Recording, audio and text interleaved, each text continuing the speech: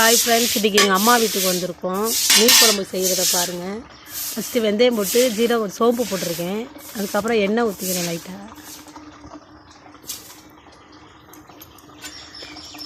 வெந்தயம் சோம்பு போட்டு நல்லா பொரிஞ்சதுக்கப்புறம் எண்ணெயை ஊற்றிருக்கேன்.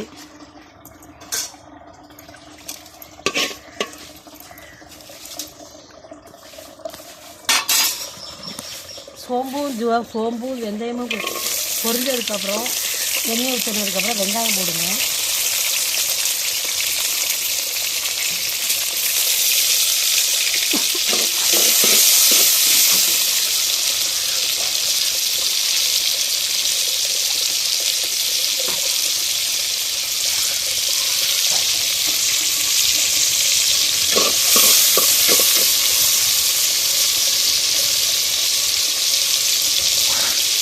ஃபஸ்ட்டு வெந்தயம் போட்டு சும்மா பொரிச்சுக்கிட்டேன். இதுக்கப்புறம் எண்ணெய் ஊற்றி அதுக்கப்புறம் சோம்பு போட்டதுக்கப்புறம் வெங்காயம் போட்டு நல்லா வதக்கிக்கணும்.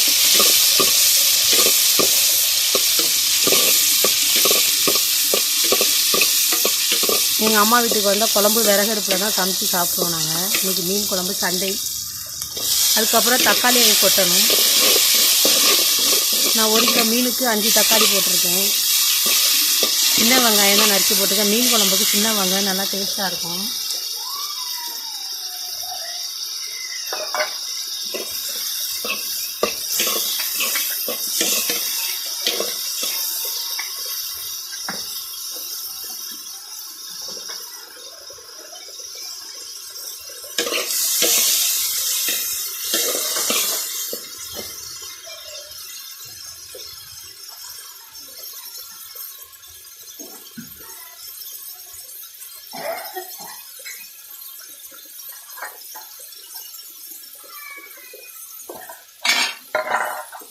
வெங்காயம், தக்காளி, சோம்பு, வெந்தயம் எல்லாம் நல்லா வதங்கினதுக்கப்புறம்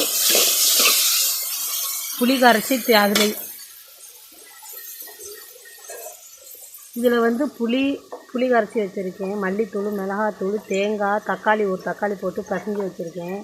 நான் எப்போவுமே மீன் குழம்பு வச்சேன்னா அப்படி தான் கரைச்சி வச்சு தான் ஊற்றுவோம்.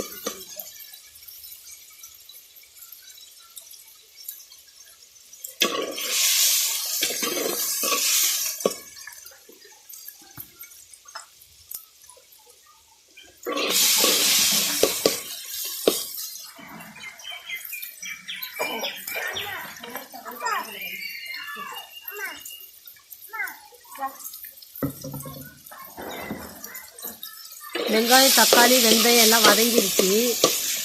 நல்லா எண்ணெய் பிரிஞ்சு வருது. அதுக்கப்புறம் புளி கரைச்சி, மிளகாத்தூள், மல்லித்தூள், மஞ்சத்தூள், உப்பு எல்லாம் போட்டு தேங்காயெல்லாம் போட்டு கரைச்சி வச்சுருக்கேன்.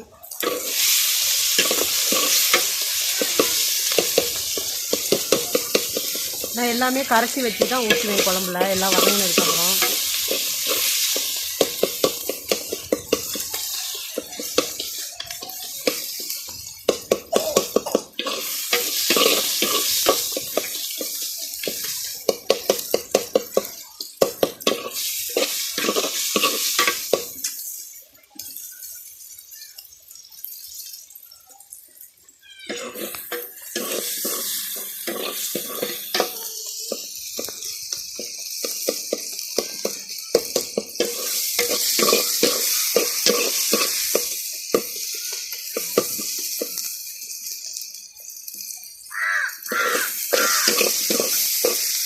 நல்லா வதங்கிருச்சு.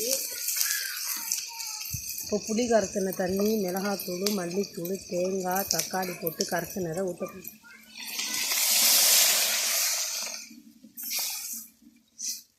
மீன் குழம்பு ரெடி.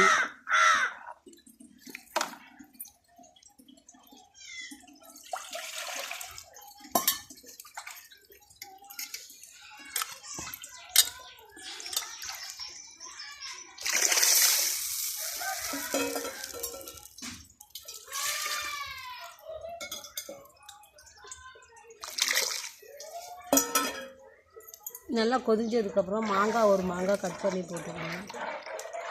மீன் குழம்புக்கு நல்லா வாசமாகவும் நல்லா ருசியாகவும் இருக்கும் மீன் குழம்பு. என்னோடய ஸ்டைலில் அப்படி தான் மீன் குழம்பு நான் வைப்பேன். நீங்கள் வைக்கிறத கொஞ்சம் கமெண்ட் பண்ணுங்கள்.